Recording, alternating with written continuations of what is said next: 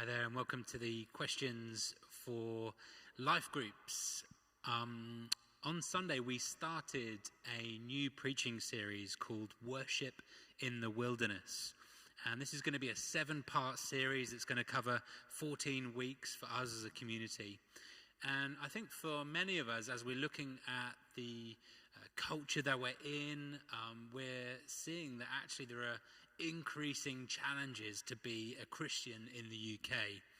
And so we're taking this subject, worship in the wilderness, to have a look at how we can journey with God through challenging situations and times.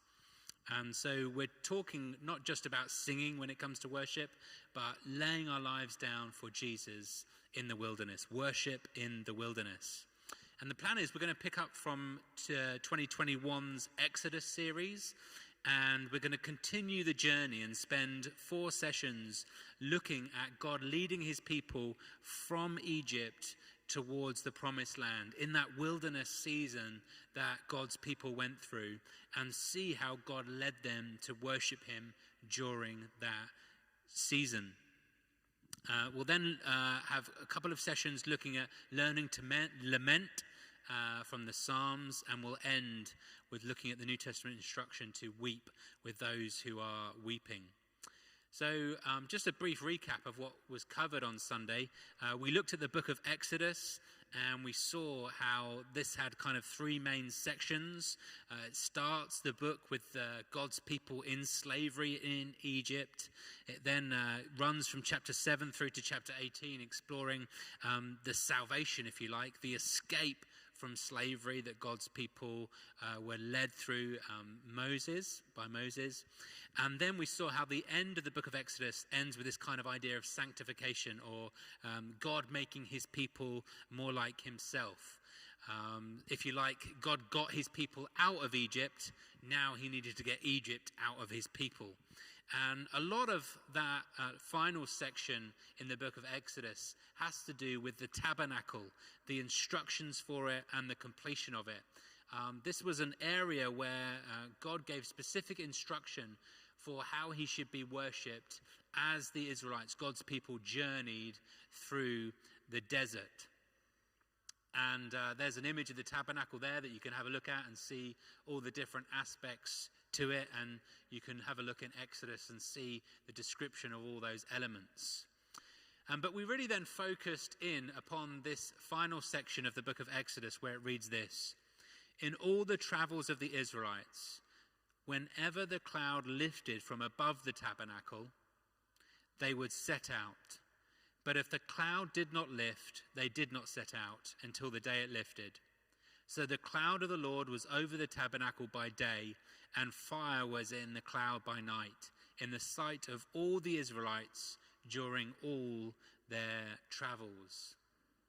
And we saw how after the building of the tabernacle, this tent and the area around it, God put a cloud above that tent.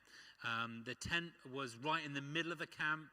And there was a cloud over this tent during the day, and it had fire within it at night. And the title of the message was this: "Worship in the Wilderness, all following the clear cloud."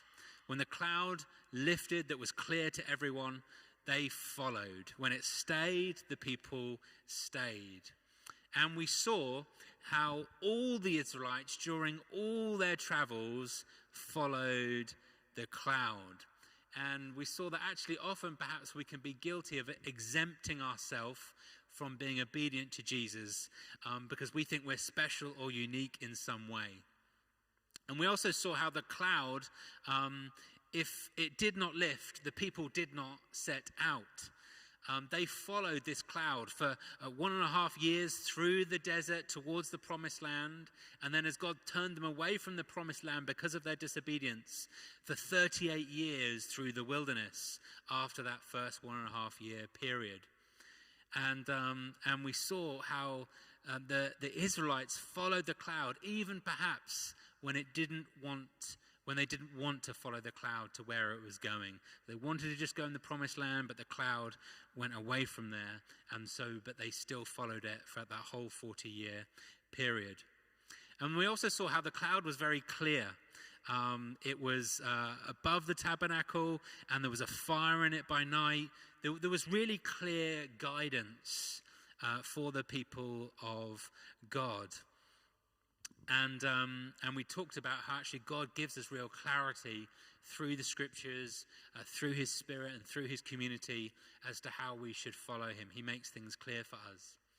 So on the back of those kind of points, all following the clear cloud, all the people followed the cloud that was very clear. I want to ask these three questions for you to discuss in your groups. Question number one, what exemption could you perhaps be guilty of using to avoid being obedient to Jesus? So all the people follow the cloud at all times. What could you use sometimes perhaps as an excuse for not being obedient to Jesus?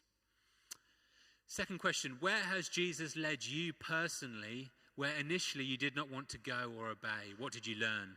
So the people of God wanted to go into the promised land, but the cloud led them away because of their lack of faith. But they still followed the cloud.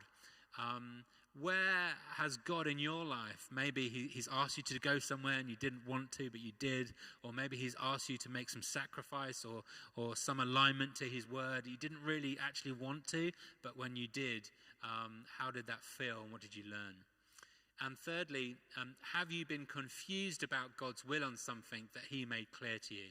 So we saw how this cloud was very clear, and we saw how God makes things clear for us. Is there anything in your life where you thought, man, there's just real confusion, I don't have clarity, but then you did get some clarity on it? And then once you've discussed those, maybe you want to spend some time just praying, because we concluded the session seeing how Jesus, he was the one who should have been exempt from going to the cross. He was the only righteous person, yet he was obedient to death, even death upon a cross. And we saw how Jesus was tested by Satan because Satan tried to skew God's word in the desert. When he was in his wilderness, he tried to obscure the word and get him to follow his will rather than his Father's. Yet Jesus, ultimately on the cross, just before it, he prayed, not my will, but your will be done. He was completely and utterly obedient to his Father in heaven. I hope that's encouraged you.